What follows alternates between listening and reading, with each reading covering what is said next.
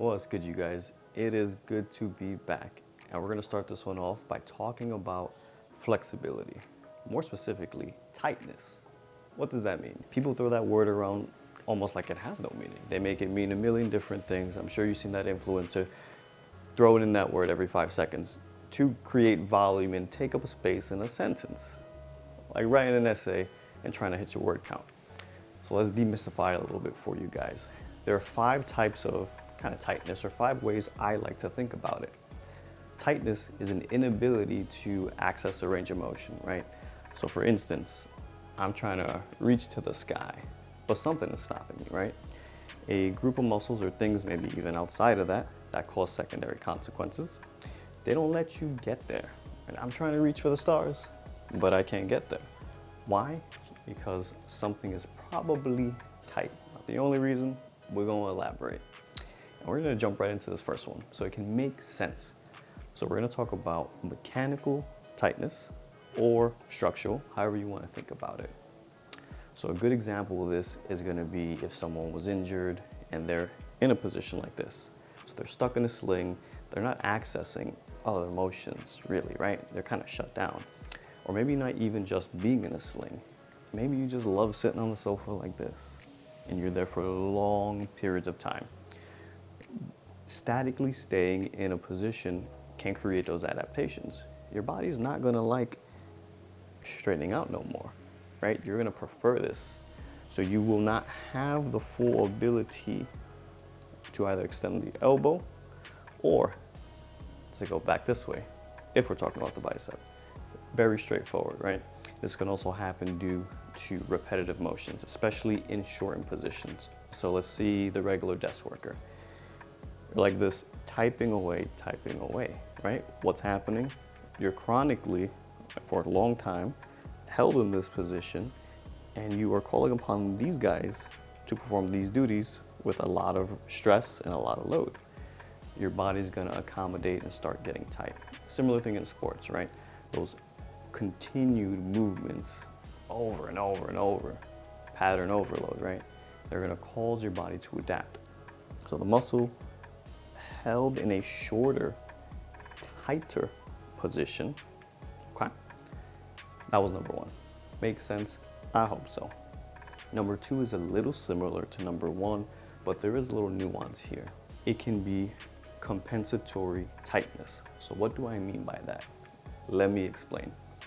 Your body is like a strong, independent woman, single mom, does whatever it has to do to get things done, pay the bills, without you noticing sometimes, right? So let's go back to surgery. If you got operated on the shoulder, maybe you cannot get up here. You're trying to, but you just physically can't do it. And you start to feel really tight in that upper trap right there. And you notice it just feels stiff when you move your neck. Boom, it's tight. According to that, makes sense. But now let's talk a little bit more about why it's tight. It can be because you do not have the flexibility here. Because you don't have the flexibility here, you're forcing a lot of work onto that trap right there, right? So to try to overcome your inability to get higher up, it's going to shrug. And that will happen across a bunch of different movements. Now, right, the upper trap, you could stretch it all day, all you want. It's not gonna really fix the problem. You have to fix that dysfunction. Your joints and muscles are like that annoying neighbor that needs a cup of sugar that comes knocking on your door. If it ain't got it, it's gonna take it from other places or somewhere else. So if you do not have the flexibility here to allow this movement, now your trap has to take over. Or if you are too weak in the muscles that do this movement, now you have to shrug to hit that desired range. So that's a way that compensatory patterns are gonna make muscles tight. Again, you have to address the cause. The trap tightness is a symptom of something bigger. Now we're gonna talk about just the brain, the control center, neurology, right? Or maybe not neurology, that's a little extra. But let's say you tear something, you got an injury, you're running tore your Achilles, right? Because every basketball player is tearing their Achilles nowadays, so feels appropriate and relevant. Your muscle, okay, let's assume not a full tear, partial tear. Your muscle is gonna shut things down. When you have tearing of your muscle fibers, the last thing your body wants to do is put you in that vulnerable position that'll make it worse. So worst thing you can do immediately following an injury like that is stretch it, right? The muscle fibers tore further apart, stretching pulls them further apart. So you want to avoid that, especially with a lot of load. But your body shuts it down, doesn't let you get into that stretch position.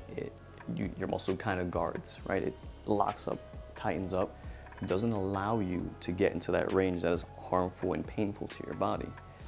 Same thing is going to happen if someone has a herniated disc and is really contacting that nerve in the spine. Your body doesn't like it, your body doesn't want that. It's going to do its best to lock things up and guard that area. So let's just say lumbar spine herniation, keep it simple, right? Your lower back is gonna extend. The muscles that tilt your pelvis forward, right? Some of your hip flexors, quad, they're gonna tighten up. They're all tightening up to avoid that discomfort and pain. You know, you'll find a good PT, whatever, go through a hopefully good regimen, right? But your body's gonna lock it up. So that's how you're developing tightness. And again, gotta address the cause, not just the symptoms. Another one is pathological tightness. And pretty straightforward, right? Pathology, illness, severe injury. You get cut open for surgery, right? They're tearing through your muscles, right? So you have a bunch of scar tissue that develops. Maybe people have fibrosis, real traumatic injury, even like a traumatic sort of brain injury or something that affects your nerves. Something congenital, doesn't matter. That will cause tightness if there's an inability to produce movement and move through certain ranges. And then the last one, which is a little trickier, okay, but you know, you're here with me already still, so stick with it. It is perceived sense of tightness, right? Because tightness can, you know, vary a little bit. But let's say a hyper flexible person, they have immaculate, amazing range. They're like top percentile, right? Why do they feel tight? Well, it's really more just sensitivity to movement. They have the full range and flexibility plus some, but those muscles are kind of sensitive and a little painful. Usually, they will fare much better increasing their strength, like actually objectively increasing their strength, like doing exercises that are challenging, doing a little bit of soft tissue work, and cleaning up their movements. Because if their movement quality is not great, but they have the flexibility, well, those muscles are under a lot of stress. They're gonna feel tight. But if they can physically move through a wide range, they're not really tight from that perspective.